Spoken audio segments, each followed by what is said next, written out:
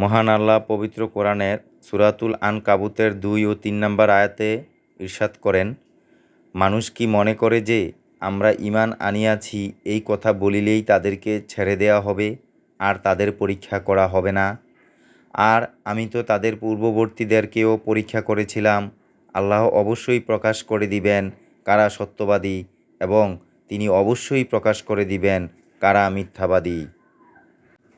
বর্ণিত আয়াতে মৌখিকভাবে ঈমান আনার পর তাদের কোনো পরীক্ষা না নিয়েই এমনি এমনি ছেড়ে দেওয়া হবে এই ধারণা পোষণ করা ঠিক নয়, বরং তাদের জানমালে বিপদ আপদ দিয়ে এবং অন্যান্য সমস্যা দিয়ে পরীক্ষা নেওয়া হবে, যাতে আসল নকল, সত্য মিথ্যা এবং মুমিন ও কাফেরের মধ্যে পার্থক্য সূচিত হয়।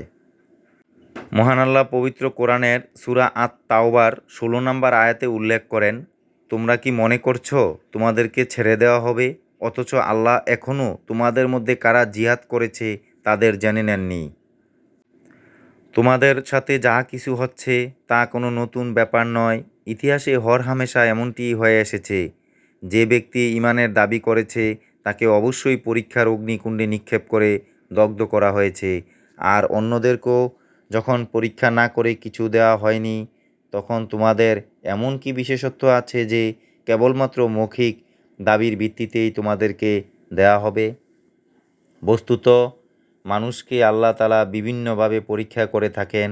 ভালো মন্দ, ধনী গরিব, দুঃখ কষ্ট, সার্বিক অবস্থায় ফেলে তিনি তাদের পরীক্ষা সম্পূর্ণ করেন।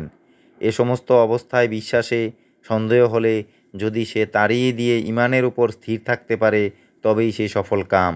অনুরূপভাবে তার প্রবৃত্তির পাগলা ঘোড়া তাকে যা ইচ্ছে তা করতে বললে সে যদি তা থেকে নিজেকে নিয়ন্ত্রণ রাখতে পারে তবেই সে এ পরীক্ষায় উত্তীর্ণ ও পাশ করেছে বলে বিবেচিত হবে।